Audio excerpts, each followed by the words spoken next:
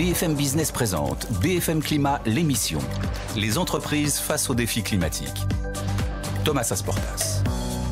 Bonjour, bienvenue dans BFM Climat, l'émission qui vous aide à réussir votre transition climatique. Aujourd'hui, nous serons dans la Drôme, chez le chocolatier Valrhona. L'entreprise a de très gros défis à relever à cause du changement climatique, sécuriser l'accès au cacao dans les années à venir, décarboner ses transports et réduire son empreinte locale. Notre reporter Philippe Hindolbeau est sur place et notre expert sera en plateau avec ses solutions. Puis nous parlerons de nos grandes écoles de commerce dans la deuxième partie de l'émission. Est-ce qu'elles se sont mises à l'heure du changement climatique? Est-ce que les programmes ont vraiment évolué? Et est-ce que les étudiants et les professeurs suivent? On posera toutes ces questions justement à deux professeurs qui enseignent dans les écoles de commerce les plus prestigieuses, Aurélien Acquier de l'ESCP et Alexis de la Tour du Pin de l'ESSEC. Allez, BFM Climat, on y va.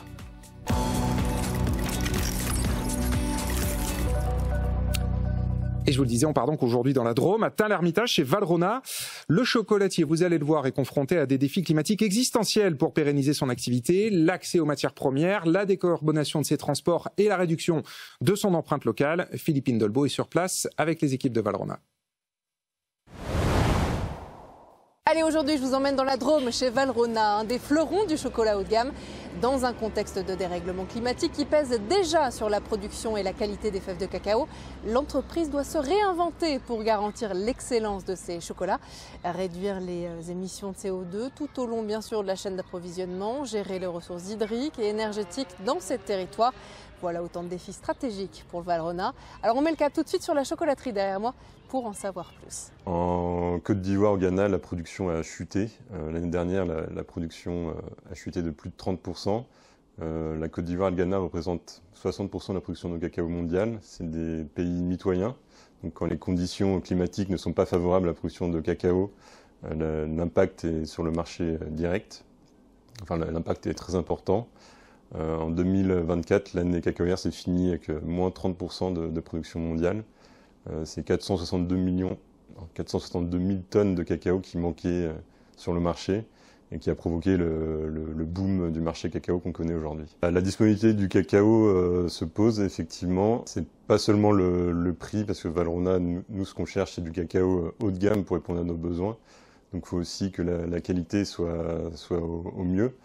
Donc il faut qu'on ait un prix attractif, parce qu'on demande, nos exigences sont beaucoup plus importantes sur le terme de qualité aromatique, mais aussi de traçabilité des enjeux environnementaux et sociaux. Bonjour Martine Gracioso. Bonjour. Merci de nous avoir accueillis sur le terrain, chez vous, enfin en tout cas sur le site de Valrhona dans la Drôme. Vous êtes la directrice générale de l'entreprise et vous êtes en plateau avec nous aujourd'hui pour qu'on vous aide à avancer sur ces défis climatiques. Et c'est Maximilien Rouet à vos côtés qui va s'en charger aujourd'hui. Bonjour Maximilien. Bonjour Thomas. La société de conseil adaptation. Maximilien, on rentre dans le vif du sujet. Là, on voit qu'on parle d'un défi absolument majeur pour l'entreprise. Sécuriser l'accès au cacao à la fois en quantité et en qualité, un point très important pour vous.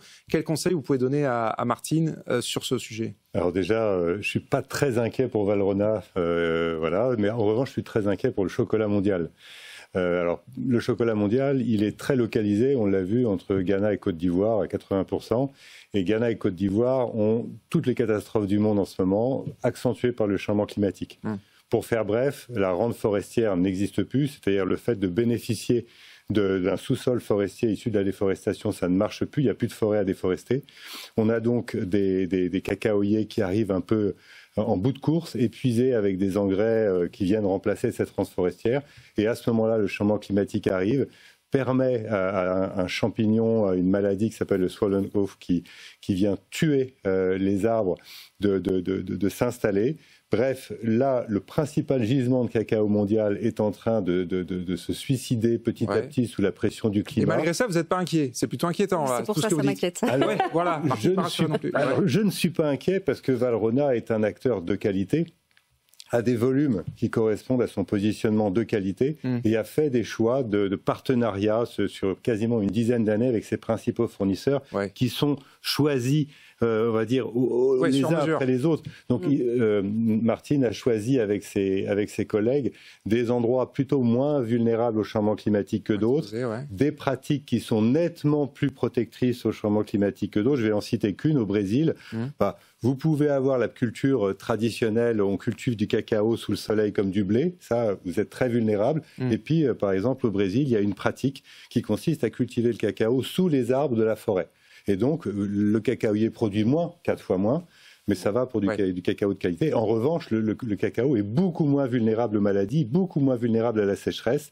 Et donc, dans ce cas, et comme les autres, le cacao de Valrhona peut être produit malgré le changement climatique, encore une fois, parce que ce sont des niches de production bien placées. C'est ça, des niches. Martine Gracioso, le changement climatique, Maximilien l'a rappelé, est déjà là, avec des effets très concrets sur la production. Est-ce que ça vous est quand même arrivé, malgré votre stratégie de niche et les partenariats que vous avez mis en place, parfois de ne pas trouver le cacao dont vous avez besoin? Bien sûr, c'est quotidien. C'est quotidien. Alors, c'est quotidien depuis notamment en fait l'année passée. On va dire ces 18 derniers mois. Les changements climatiques ont été encore plus impactants et on l'a vu. C'est-à-dire que malgré le travail de partenariat, comme tu venais de le dire, Maximilien, on est sur des partenariats moyennes de 9 ans. Des partenariats intimes. On va sur le terrain, on décide de travailler avec des opérateurs en fait locaux, on décide de travailler sur de la qualité et on les connaît de façon spécifique. Malgré tout ce travail-là, on se retrouve avec des aléas climatiques qui impactent la qualité. Donc on refuse en fait des lots, mais on va surtout accompagner nos fournisseurs pour dire comment on peut travailler avec eux pour garantir en fait cette qualité. C'est un travail quotidien. Très intéressant et c'est vraiment l'avenir très concrètement de l'approvisionnement de votre entreprise dont on parle. On retourne sur une place avec Philippine parce que vous avez ce défi majeur, mais vous en avez un autre, et là pour le coup partagé avec beaucoup d'entreprises, c'est la décarbonation de vos transports. Deuxième défi, décarboner les transports entre l'acheminement des fèves depuis l'Afrique ou l'Amérique latine et la livraison des produits finis à travers l'Hexagone. Valrhona doit innover et expérimenter aussi de nouvelles solutions de mobilité un peu plus propres. Nos actions en matière de décarbonation s'articulent autour de 4 axes. Le premier est le fait de réduire notre empreinte carbone sur le dernier kilomètre, avec notamment des mises en place de livraison en véhicules électriques ou en vélo cargo, comme sur Paris.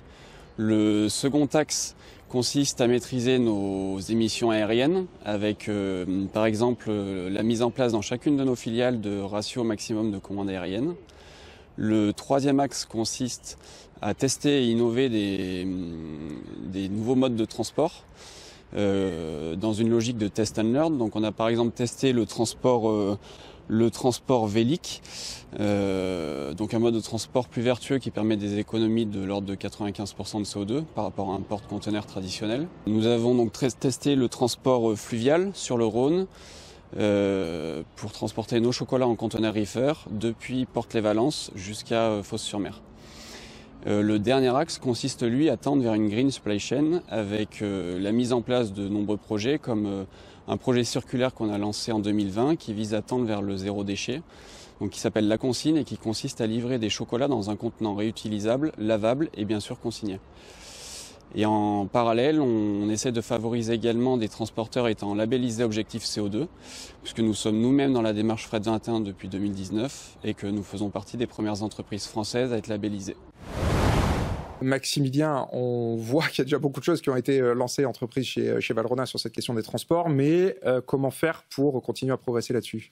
Je dirais, effectivement, beaucoup ont été faits. Le transport vélique, c'est le transport à la voile, donc les cargos à la voile. Je ne sais pas si vous en avez vu beaucoup sur les océans. Il n'y en a pas beaucoup, donc déjà chapeau bas à Valrhona de s'être engagé là-dessus.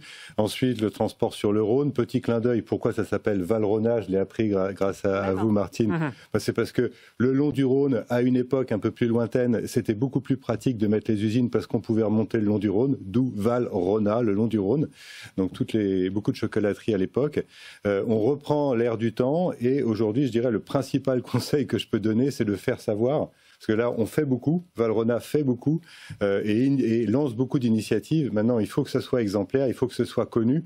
Et comme certainement ça coûte un peu plus cher, il faut que ça soit très bien connu. Voilà. Et alors, ça coûte un peu plus cher. Là, vous me tendez une perche, Maximilien. Tout ça prend un peu plus de temps, peut-être aussi pour vos clients. On prend moins l'avion, on fait du transport à la voile, on fait du transport fluvial, ça va moins vite que de prendre l'avion ou la voiture ou les camions, par la route, quoi. Ça demande de réfléchir sur toute la chaîne de valeur. Ça veut dire qu'il faut qu'on travaille ensemble, en fait, sur des anticipations de moments de consommation. Donc ça, c'est important, justement, de travailler en partenariat avec l'amont et l'aval.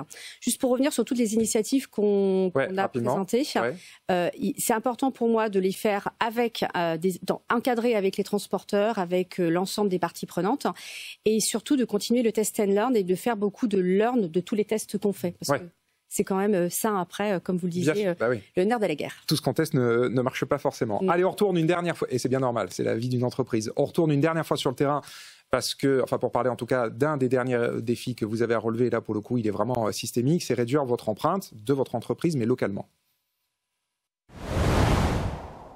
Dernier défi, l'entreprise veut réduire l'empreinte de son activité sur son territoire. Elle doit consommer moins d'eau et d'énergie dans un contexte de stress hydrique, adapter aussi son outil de production aux fortes chaleurs, une nécessité pour continuer à fabriquer son chocolat d'exception malgré les aléas climatiques. Quand il s'agit de transformer notre chocolaterie pour réduire son impact sur l'environnement, le premier point, ça a été de bien comprendre quel est notre impact et pour ça de mesurer, de compter. Comment est-ce qu'on consomme nos ressources, que ce soit sur l'eau, l'électricité, le gaz ou la production de nos déchets. Et puis on s'est fixé des objectifs à horizon 10 ans pour réduire notre impact environnemental. La troisième étape, ça a été de passer à l'action. Donc par exemple faire des investissements pour centraliser notre production de froid. Et du coup, en 10 ans, avec l'ensemble de nos actions, on a réduit de 40% notre consommation d'énergie, ce qui veut dire que par rapport à 2013, on consomme 40% d'électricité et de gaz en moins pour produire 1 kilo de chocolat. Quand on parle d'ancrage territorial, pour Valrhona, c'est une réalité parce qu'on est là depuis plus de 100 ans. Alors ça veut dire quoi si je parle d'ancrage territorial aujourd'hui? On a entendu parler de la chocolaterie avec Elisandre et de tout le travail qu'on fait pour améliorer l'efficacité opérationnelle de cette chocolaterie. Il n'y a pas que ça pour moi dans le travail de l'ancrage territorial.